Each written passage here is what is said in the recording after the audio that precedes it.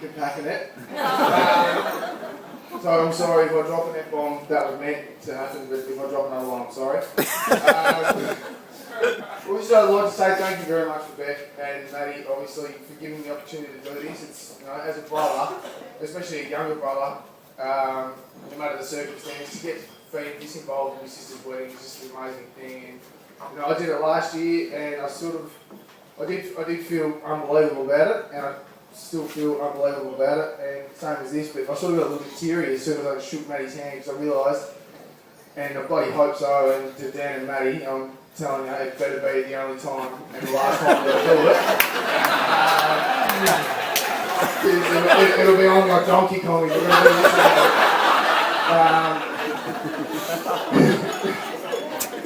But yeah, thank you very much. It is a really humbling experience, and like, it's not probably the greatest build up to it, and the circumstances that I was put into actually doing the thing. But walking your sister down the aisle and getting to say the father of the bride speech in you know, your father's footsteps is just it's up there with the greatest things a little brother can have, and for that I'm really, really appreciative. So thank you both. A big, massive thank you goes to the parents of these two. My mum, who anyone that knows her knows that she breaks her back for anyone, and especially her family. She's next level with what she does in her organisation, and anyone that's been past her house in the last 5 months knows that she's up there with the best, and she's doing it absolutely amazing. And for Mum, I thank you very much and welcome you as well. I hope you're having a good night. To Christine and Adrian as well, both absolute crackers, love them both. Had a good chat. I've done a little bit of work with Christine and very appreciative, and you know, some of the stuff that I probably did in the house was a little bit fox maybe. But she seemed appreciative all the same, and Adrian is an absolute ripper. I had a few beers with him, and you know, over Matty's Bucks Day I had quite a few beers with him, and towards the end of the day, you know, I couldn't help but think that for any budding businessman and anyone that knew both Dad and Adrian wouldn't agree with me or wouldn't disagree with me in saying he'd love to be a fly on the wall for the after dinner chat with those two sitting over a bottle of Grange talking about business that should go on forever, and it'd be pretty enlightening, I'd imagine. So thank you and welcome to those two as well.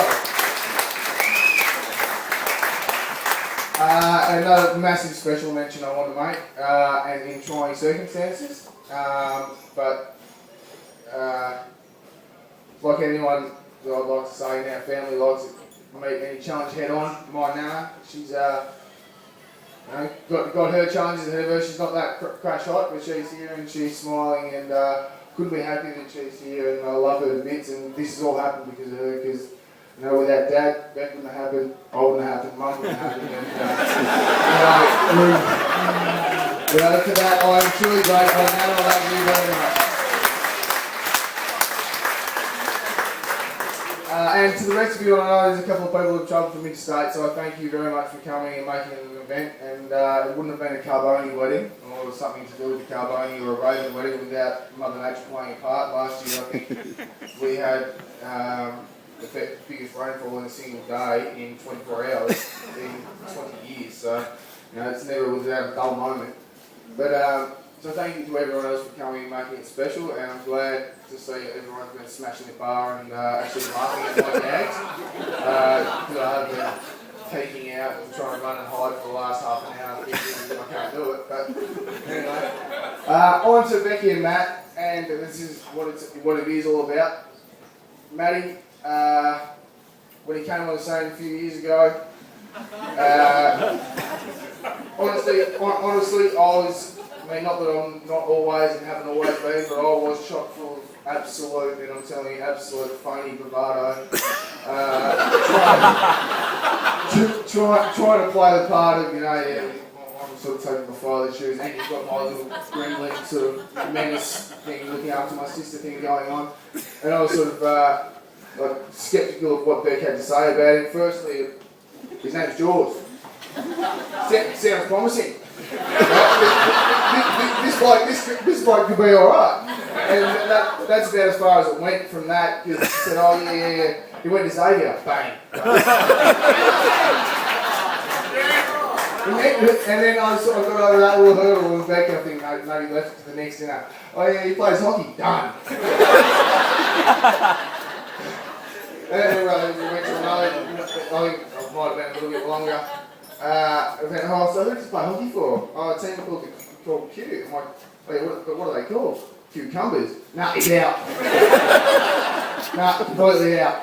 In all honesty, Maddie has lived up to everything Beck's ever said to him. I've never seen Beck happier with anyone. She definitely kissed a few toes to get to her things.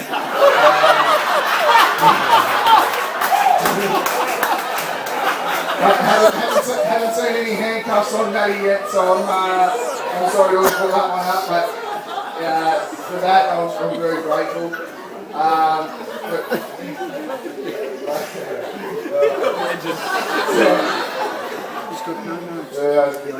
Apologise for that. But Matty's an absolute cracker.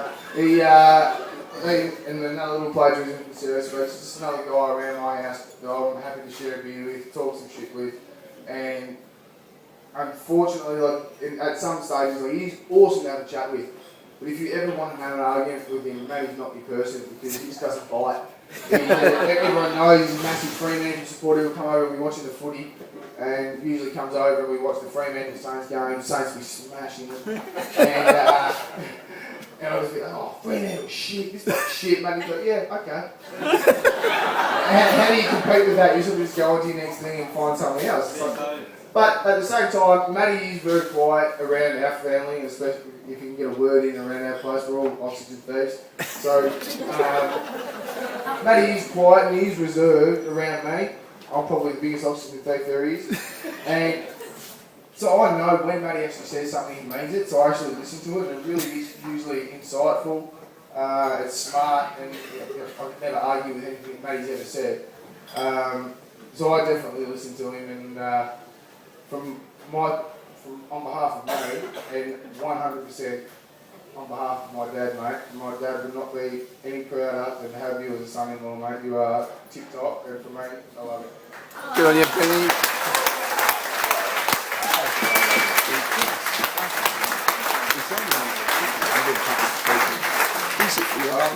And without sounding condescending in the next little bit that I speak about, Beck is my older little sister. She's very little, very good challenge, got the Carboni blood.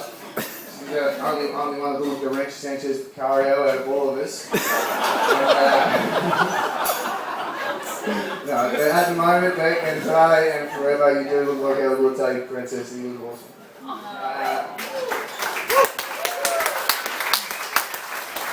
Beck and I, being only a few years apart, have always been very, very close, and that obviously doesn't go without its head of moments, same with any family. But Beck has always been a really good mate of mine. She's always been there for me for any sort of occasion, anything whether it's bad, good.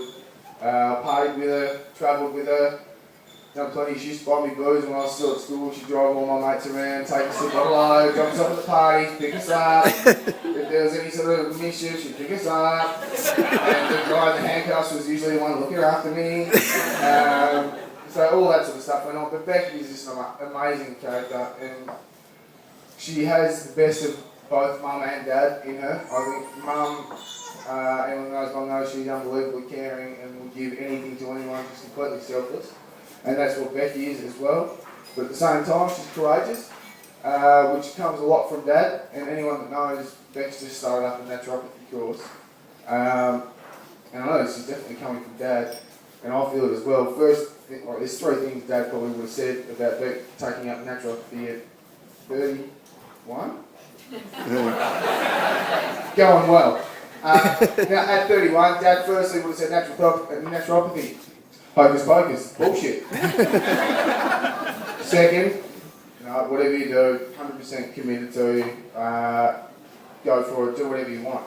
Third, now who can I call and who can I make money out of this with? This is a courageous move.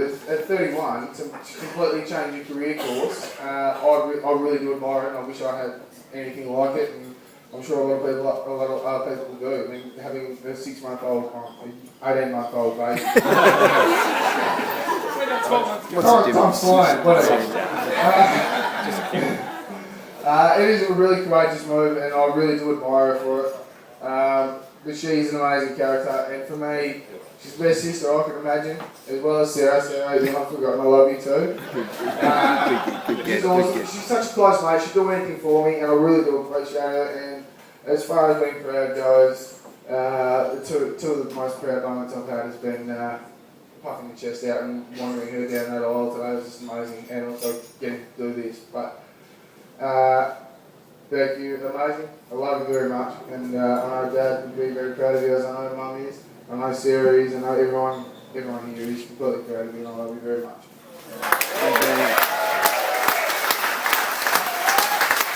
Sorry, I won't keep you much longer. I'll try and keep it quick. Just as a couple, very quick. From what I see anyway, I don't see them. I see them a whole heap, but every time I do see them, they're always very content. I've never seen two people more happy. Honestly, I said this at the Bucks as well. The other thing we said at the Bucks as well was Rob and I were actually going to do a song tonight. About 10 beers in, 30-degree day on stage day, we were like, yeah, we'll do a song. That'd be good.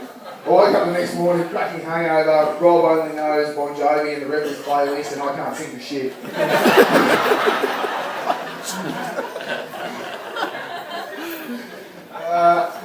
But no, as a couple, they are amazing. I've never seen anyone not argue like these two people do. If they come across an issue, they sort it out calmly and on to the next thing. There's no drama, nothing. They're just amazingly happy, and I couldn't be happier for you. You both just make each other so happy, and I'm wrapped for you both.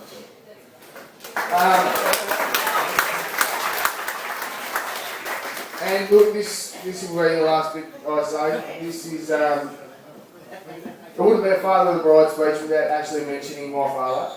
Obviously, we lost him a few years ago now. I know he'd be unbelievably proud. And another plagiarism from Sarah's speech. You guys are, Beck, when you see me walking down the aisle, whatever else we've had in the lead up in the last, close to 8 years. There's been a fair bit he's missed out on, but for this absolute very moment, I really wish he was here. This is his absolute form. He would have had you in stitches, he would have had you in tears, and I just know this would have been his absolute cheese. He would have loved it. And I hope I've sort of filled his shoes just a little bit, because it means a hell of a lot to me to try and fill his shoes. And sorry.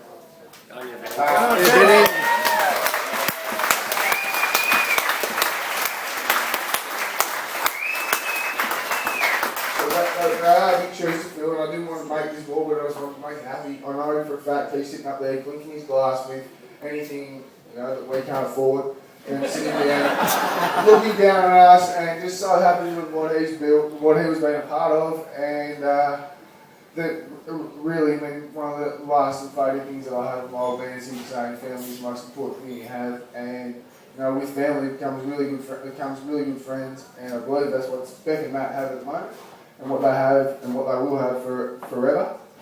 So I'll finish in saying from Dad, and I know it would be from Dad, that he would be so proud of the brother and sister that you both are to both of your families, the daughter that you are, and the daughter and the son that you were. But at the moment, absolutely, without a doubt, he would be so proud and so chuffed of the husband and wife that everyone here knows you're going to be, and absolutely the parents that you are. So from me, I say thank you very much, girls.